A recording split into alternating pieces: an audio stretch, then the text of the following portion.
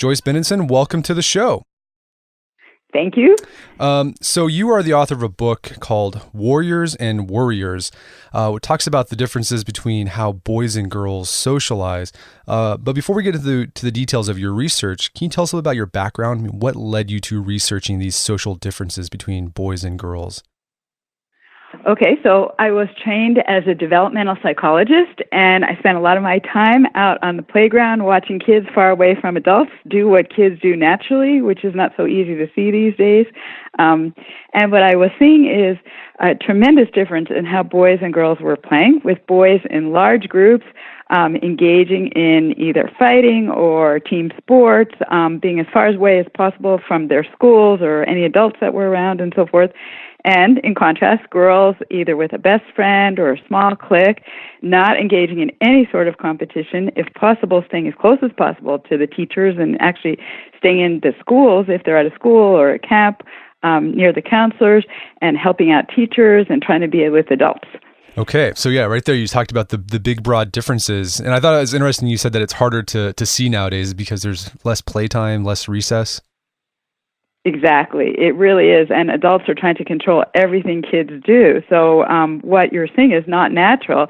It's what kids are being forced into by protective adults. So it's harder to look at what kids would most like to do. Okay.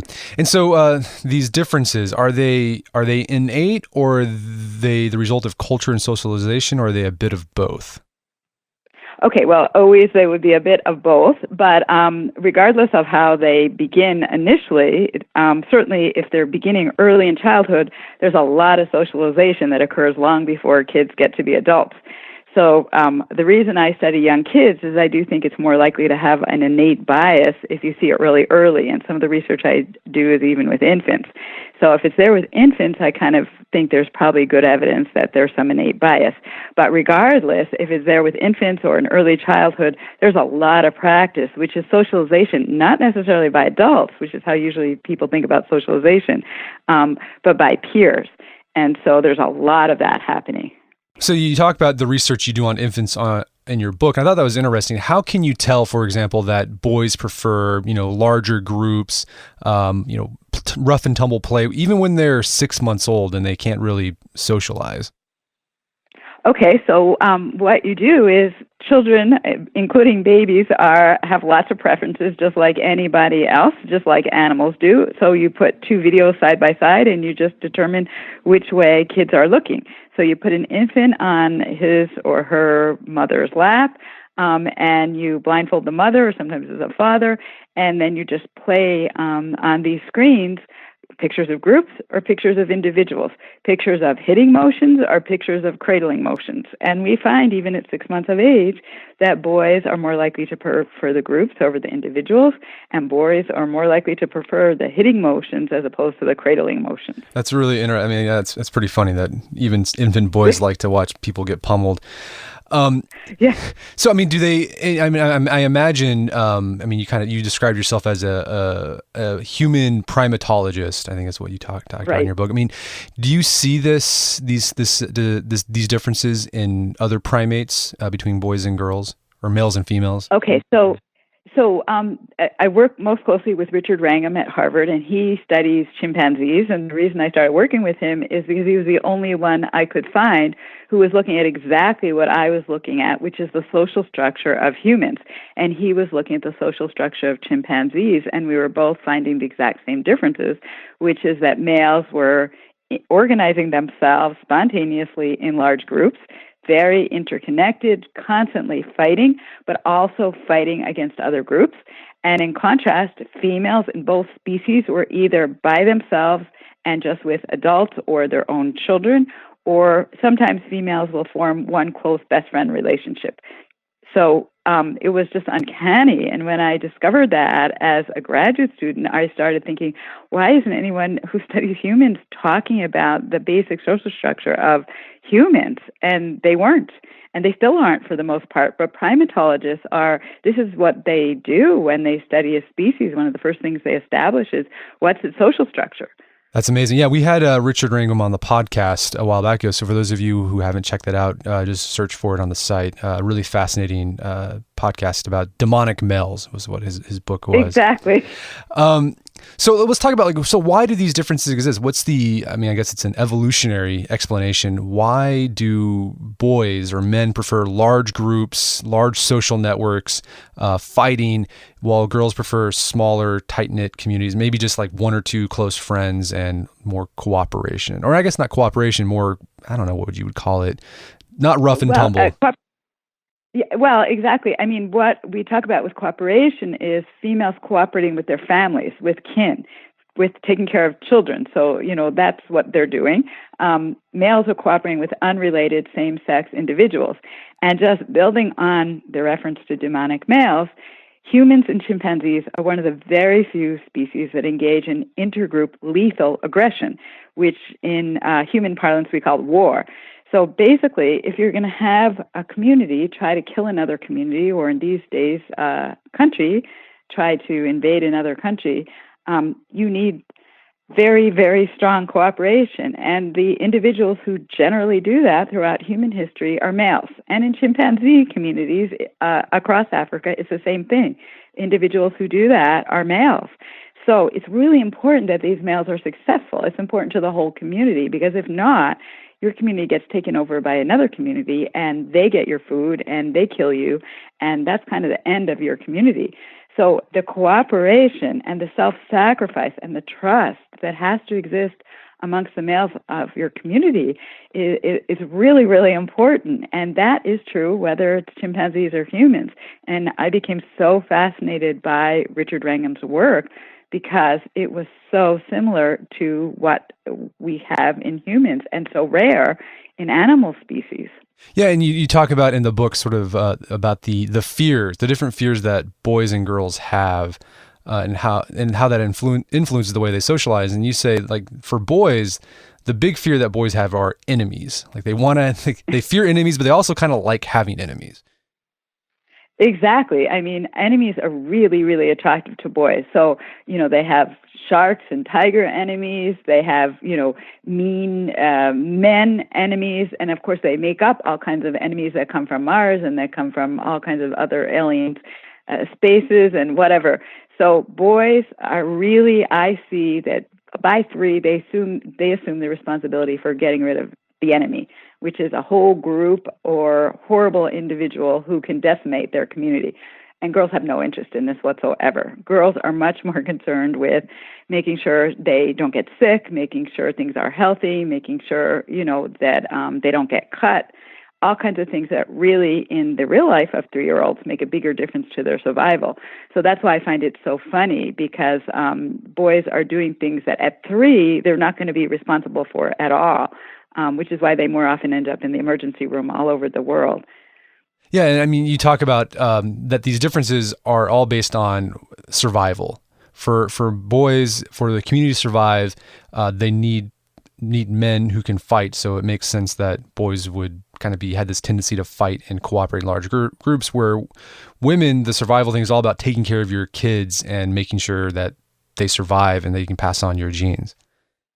Exactly. So by age 5, in a lot of communities in the world, girls are already taking care of their younger siblings. So it's really important, their work. And that continues, of course, for the rest of their life when grandmothers take care of their grandchildren. And it really does affect the chances that their grandchildren live. So girls' jobs are really important.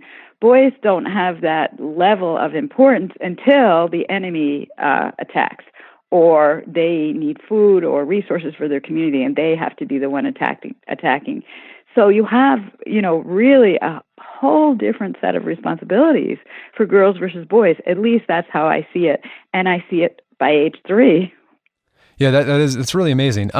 So, like, going back to this idea, what you said earlier about cooperation, I think there's this common idea out there that women are more social than men, but it seems like your research suggests that's not actually true, that men might be even sometimes more social than women. Why do we have this idea that women are more social than men, and how are men oftentimes more social than women? Right. Okay. So most of the social sciences describe women as the communal sex, the cooperative sex, the emotionally connected sex, the caring sex, whatever. And men are independent and agentic and, status driving and not really into anybody else. This is what the social science literature says. And I think what they're doing is they're looking at the incredible bonds that mothers form to their children, to husbands, to their own mothers, and these really last throughout a lifetime. So they're very, very powerful. In contrast, right, boys are off going as far away as possible from their parents, their homes. They're going off with each other. So, and they're fighting, and they're committing homicide with ratios 10-1. So this does not sound communal or caring or interconnected. In fact, though, if you look at relationships between unrelated same-sex peers, girls with girls, women with women, or boys with boys, men with men, you find that boys and men are cooperating much more with each other. They'll die for each other in a war. And if you look at who's running the government, who's running religious institutions, who's running educational institutions, just now women are kind of entering these bastions of male cooperation. But they've always been male, and they've built society. Men have built society. There is no other way to say it. Women, we are keeping people alive, but men have cooperated to build societies. And so I think you need to say, okay, are you talking about with families, with kin, or are you talking about with unrelated individuals who shared none of your genes? And that's where I see men as much more communal and cooperative. And as I say in my book, what could be more communal or cooperative than warfare? I mean, you're living with these filthy, swearing, same age, unrelated men, and you're having a ball a lot of the time. Yeah. And I think it's interesting too, you talk about how men, compete with each other and with other groups to bond, which seems really counterintuitive that you can bond that way through competition. Right. So I have an article out this week that's received a lot of press. And what it does is it looks at 4 different sports: tennis, table tennis, badminton, and boxing, where they literally try to kill each other. And I looked at those sports to try to build on what I had done in the book and say, how do you get from constant one-on-one competition and even aggression to cooperation in a group against other groups? And the mechanism that Richard Wrangham and I came up with was reconciliation. So what happens in chimpanzee communities is males who are fighting all the time, whereas females barely fight, males who are fighting all the time also reconcile a higher percentage of their conflicts by engaging in post-conflict affiliation. They hug each other, they actually shake hands, they touch each other's hand, and they shake it. And that allows them then to turn around and bond with their former opponent. And what we did, or what Richard Wrangham and I did just recently and published this week, is try to make that link clear in humans. So across these 4 sports, males, after losing a competition, because it's hard for me to understand as a woman, but they will hug each other. They'll warmly shake hands. They'll give each other pats on the back. And, they just lost a Grand Slam tennis championship. They just almost killed each other in a boxing match. Sometimes they actually do kill each other, in which case they can't do this, but they always feel bad, really bad about it afterwards. In contrast, after these competitions where you would expect that women wouldn't care as much, they're supposed to be more cooperative, but of course they're with unrelated females, women can barely touch each other. They'll rub each other's fingers and then run off the court. They'll give each other a quick hug in boxing and get out of there as fast as possible. And you can see that they're really having a hard time. And I understand this. If I just lost to somebody and I really cared about winning because I'm a top athlete and these athletes came from 44 different countries, I too would want to get out of there, and hate the person who just deprived me of the status and the money and everything that I worked so hard to achieve. But men don't do that. They literally somehow manage to get over it really fast. I mean, is the reason why men do that is because, that person that beat them could be a potential ally in the future, so you want to make up? That's exactly our thinking. So basically, if in one chapter I'm talking about competition and fighting and, constant competition among boys, and in the next chapter I'm talking about group cooperation. And the question is, how do you go from A to B? Something has to happen in the middle, which doesn't make sense to me as a female. But this is the best evidence that we have now, which is there is this post-conflict affiliation. And it happens within 5 minutes with chimpanzee males, and it happens immediately within 5 minutes for these sports competitors. And it's just unnerving to watch because I don't know, I can't stand it. Because as a woman, I'm thinking, how could they do that? But the men really look warm. They really look like they care about the person who just killed them or who they just killed. And the women look just stunned and like they're disgusted. And I think it's interesting you highlight in the book a famous experiment that happened actually here in Oklahoma, the Robbers Cave experiment, that sort of highlights this contrast between boys competing with each other, but then reconciling with each other to, go after another enemy. Can you talk a little bit about the Robbers Cave experiment? Yeah, that's one of the most classic studies. They brought two groups, I believe it was 11-year-old boys, to two campsites that were distant, so they didn't know about one another. And these boys gave themselves names, the Eagles and the Rattlers. And then slowly the counselors let them become aware of the fact of one another's existence. And immediately after these boys within their own groups had been competing over all kinds of things that boys at camp, compete over, having their own tugs of war and, baseball and whatever, now all of a sudden there's another group. So they drop this extreme competition and they let whoever is best at whatever is the domain, whether it's tug of war or it's baseball or it's tent building or whatever the competitions that the counselors organized were, these boys then chose the best boy from their group to lead all of them, supported him totally. They had hierarchies, and their sole goal was to try to beat the other group. And boy, was it intense. They had to actually break them up sometime. They felt so strongly about winning against the other group. Yeah, I think there was like raiding going on. Like they would like go and raid the other guy's cabin, steal stuff, demolish things. Yep. And I think the experimenters even thought about calling off the experiment because it was getting a little out of hand.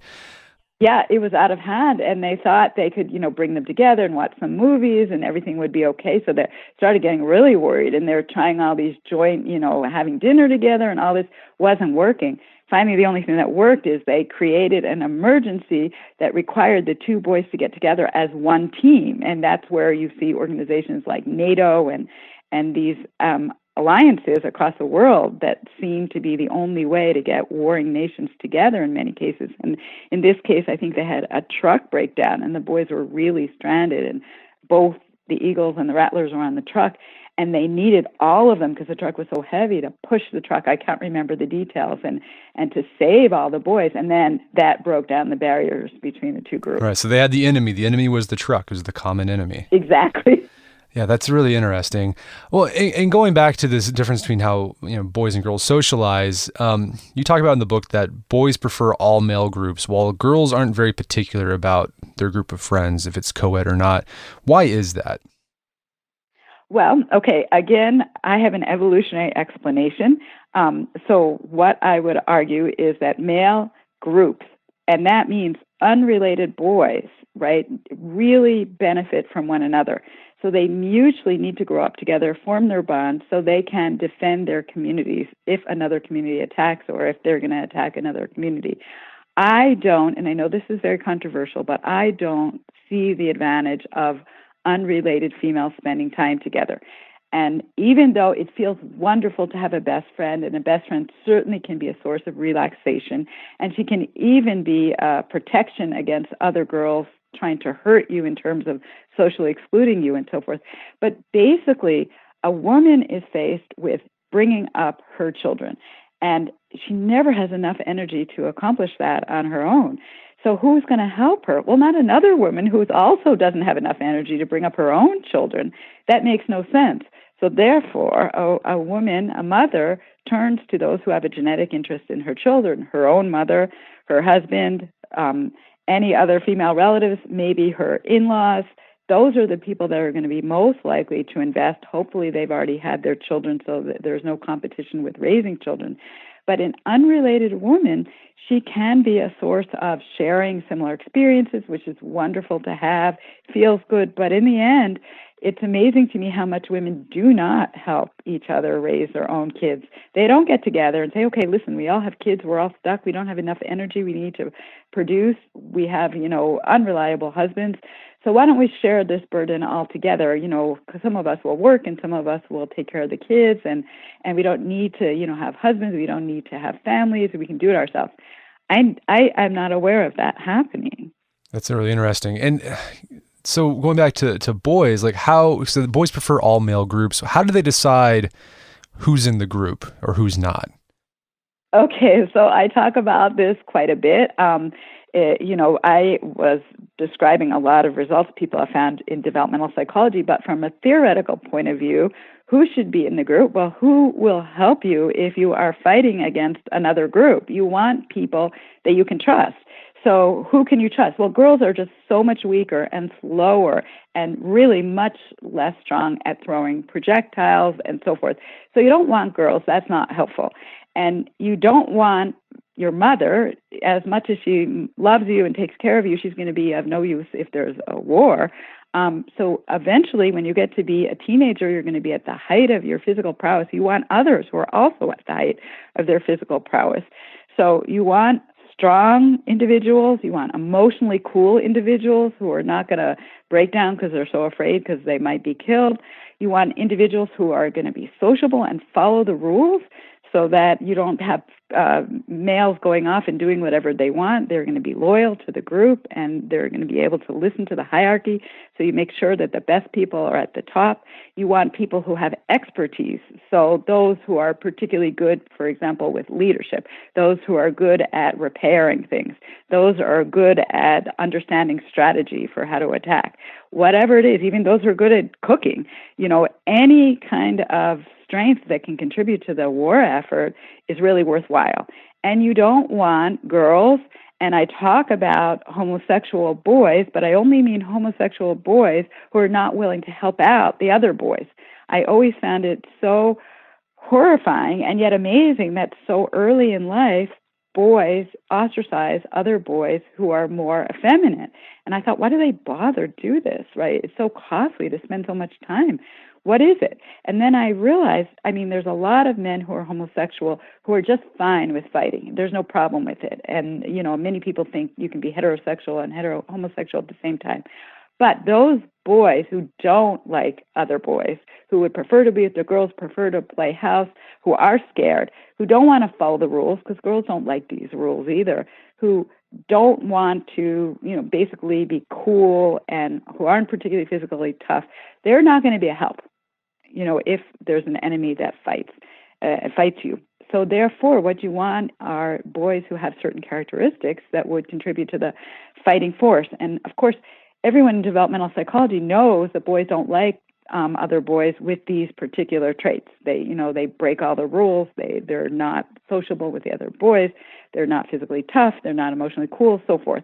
And so everyone knows this, but it suddenly occurred to me, well, there's a good reason that boys would come so early with these preferences, because that's exactly what the Army is describing. They don't want either.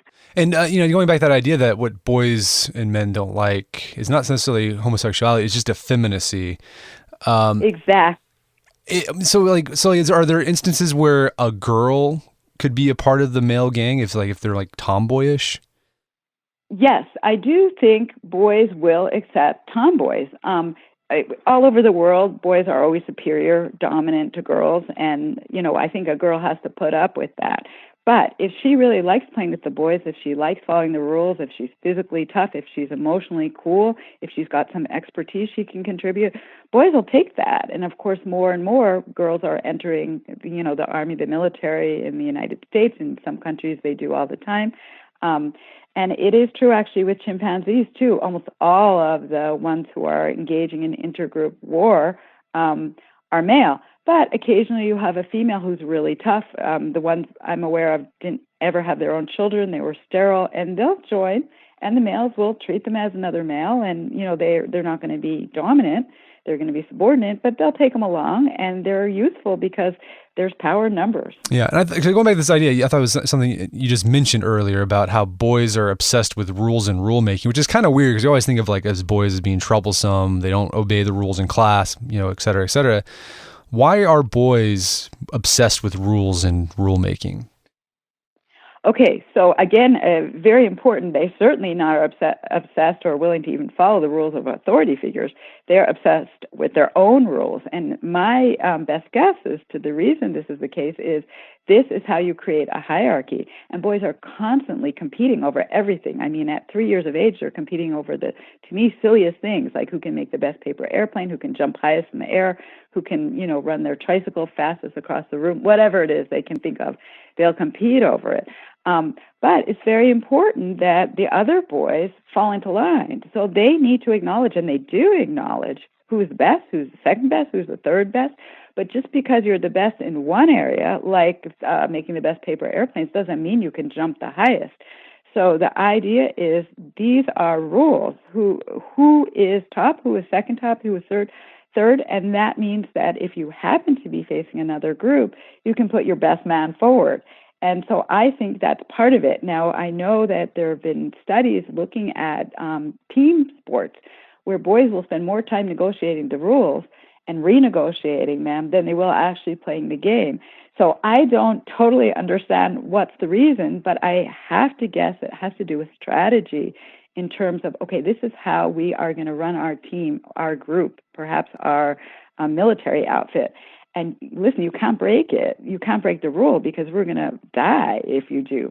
So that is, again, totally guess, but that is my guess, that you need others who can flexibly create new rules, break them, but agree to follow whatever that group's rules are at the moment. Very interesting. So we've been talking about competition amongst boys, but girls compete too, but they do it in a different way. How do girls compete with each other? Okay, so girls have to be really careful not to get hurt because girls are responsible for their whole lives, really starting at age 5 in many, traditional cultures for taking care of their younger siblings. And grandmothers, as I said, will take care of their grandchildren. And really, there's studies showing they can affect whether their grandchildren live or not. So throughout their lives, girls are responsible for keeping others alive. They're born with a finite number of ova. They have to make sure they don't hurt them. They have to protect their bodies, which are in many ways much more complicated than boys' bodies, so they can't get hurt. So no fighting physically, if you can help it at all. And therefore, girls have to figure out a different way to compete because there are things to compete for. In most societies, girls in adolescence do compete for men. Even when their parents are helping make the selection, girls will have some say in it, almost always. In hunter-gatherer tribes, women make their own choices, which is like here. So there's really good reason to compete. And before that, girls compete over friends, they compete over resources, they compete over activities. So they do compete. So the question is, what do they do? And of course, they're going to use some type of aggression where they can't get caught and they can't face retaliation, which could physically hurt them. So what do? They disguise their aggression. You can disguise aggression in a lot of ways. You can, you can beat up somebody's stuff, like ruin her art project or whatever when she's not there. You can say terrible things about anyone when she's not there. You can try to ruin someone's reputation. And you can do it even when a girl who is your target is right there, as long as you're subtle enough. So if you're saying to this girl, oh, poor you, it's such a shame that you have whatever vulnerability. And it sounds good to the outside world, but in fact, you're putting this girl down. And then if there's enough people around, you can damage this girl without her knowing even what's happening because it's so subtle. And you can do this with nonverbal gestures. So you can flick your hair, you can roll your eyes, you can emphasize some words or make a very prescient pause, whatever it is, and you say to others, this girl's no good.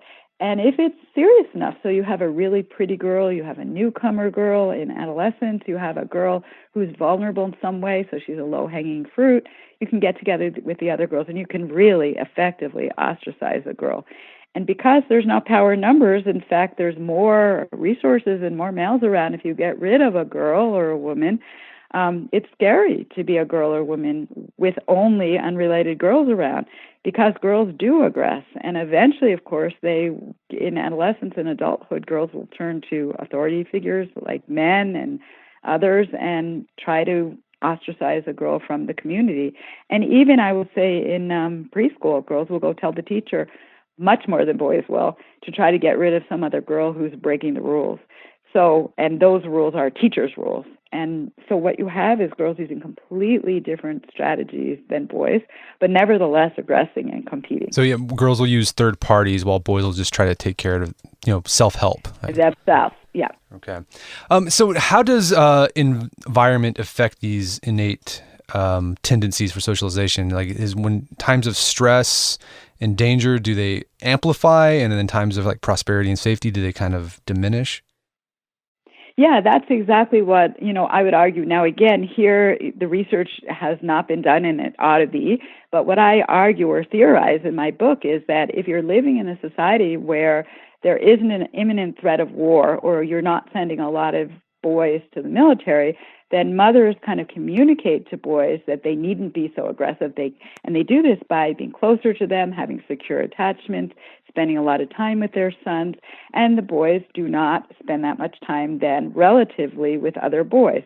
So therefore, you have a lot more of expressing emotions and taking care of younger siblings and doing things that, are more similar to girls. But should there be a threat of war, or you have a large percentage of individuals entering the military, mother can't do that. So she says, okay, you're on your own. You got to be independent. The boy will spend more time with males. Other young boys are going to fight, compete, engage in intergroup competitions. And then you have boys who are getting prepared to actually enter warfare. So that is what I would hypothesize, that mothers are somehow communicating to their sons, not consciously, but inadvertently by their actions, what kind of life they can expect and how secure is it going to be and how much are they going to have to take responsibility for dealing with the enemy. I think all boys are interested in this, but in some cases they end up dealing with it much earlier than in other cases. As for girls, as far as environmental stressors, there is some research that suggests that if there's not a mother around who can really invest in her daughter, then girls are more likely to start menstruating earlier and to look for a mate much earlier. And so she grows up faster. Still, however, you get girls who are going to be primarily taking care of children, and they will try to maintain their bonds with their mothers. And then, going back earlier to what you said about schools, that also it seems like they're trying to communicate the message that, aggression is not needed right now. Cooperation, sort of like how, what we think of as cooperation, not male cooperation, is what we need to emphasize. Yeah, I mean, that's what a middle class or a rich school communicates to boys. I'm not sure a poor school might try, but they're not going to be as successful. I mean, certainly we know throughout the United States, you look at a low socioeconomic status school, and the boys are given a lot more freedom, and they're getting in a lot more trouble, and they're spending a lot more time with each other. Certainly when I'm in a very poor school, a lot of times there's not even a teacher in the classroom, or if the teacher's there, she's just doing something else. And the boys are beating each other up. When I lived in Britain, it was kind of, actually, even in the upper class schools, it was kind of, I would say, encouraged that if a boy has a fight with another boy, well, just leave them alone. They'll beat the hell out of each other. Sorry, but they will beat the hell out of each other, and they'll figure it out, and they'll be stronger for it. And actually, the teacher shouldn't intervene in any way. Of course, the upper classes in Britain are more likely to get involved in the military, but in the lower class schools in Britain as well, you see what you see here, which is the teachers are just not paying as much attention. So the boys are naturally getting their education on the side, not exactly what the teachers had in mind, but in fact, if there is a war or if you need to send send males into the military, it may be exactly what the teachers have in mind unconsciously. Right. So, Joyce, what are the implications of your research? I know you're primarily describing what's going on, but what can, say, parents or educators do with this knowledge and how they educate or rear boys and girls? Okay, well, I think the first thing is to kind of think that there are natural tendencies that boys and girls have. Now, people would argue with me and say, oh, well, it's the TV that is teaching these tendencies, or adults are somehow, passing these tendencies on. Whatever it is, by 3 years of age, boys and girls are being socialized in two different worlds. And I feel very strongly that that's the case because I see it in real life. And so therefore, whatever you think are the origins of these sex differences, by the time children become adults, they have very, very different ways of thinking about the world and about each other. So when people say, oh my gosh, what's going on? The men are dominant to the women in this organization. Something must be wrong. Or what is it? You have these young men in the military and they don't feel that comfortable when you put young women into the military. What is going on? What's happening? Or you look at the fact that, men are being asked to stay home and, women are feeling that their husbands aren't doing enough. And then, you see I know my husband once, I asked him to help out after a dinner party and he started vacuuming, the table and the placemats. So, because I'd asked him to help and I thought, oh my gosh, what is the matter with you? And of course he hasn't had any experience cleaning up and he doesn't like cleaning up, so he just wanted to get it done.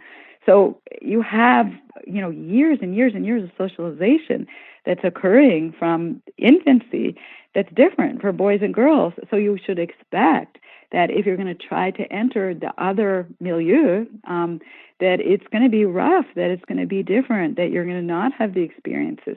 So that's one obvious ramification. And the other one is I think a lot of people think that males really aren't aggressive, that we've caused it, that there's some unnatural thing that we've done, and it's just awful, which is just absurd to me, having studied lots of other non-human primate species. And the other is this idea of girls being so sweet. Girls need to attain status. Those who have the highest status are the ones that live the longest. That's true for boys, that's true for girls. So it makes sense to fight over status however you can get there. And this idea that, oh, yes, go to school and you'll find these lovely best friends and everything will be really nice, is missing what's really going on underneath it all. And so I think there's a lot that parents could understand if they want to better help their children and be sympathetic and help their children when they get to be adults. Very good. Well, Joyce, it's been a fascinating conversation. Where can people learn more about your book and your work? Well, I published a lot of articles. Obviously, my book is for sale. I have a recent article that's just come out on sex differences in reconciliation in sports, in current biology. So all of these are kind of looking at the dynamics of males when they're together at all different ages and females when they're together at all different ages. Very good. Well, Joyce Benenson, thank you so much for your time. It's been a pleasure. Thank you very much. My guest today was Joyce Benenson. She's the author of the book Warriors and Worriers, The Survival of the Sexes, and that's available on Amazon.com and bookstores everywhere. Also, check out the show notes at aom.is/Benenson for links to resources where you can delve deeper into this topic.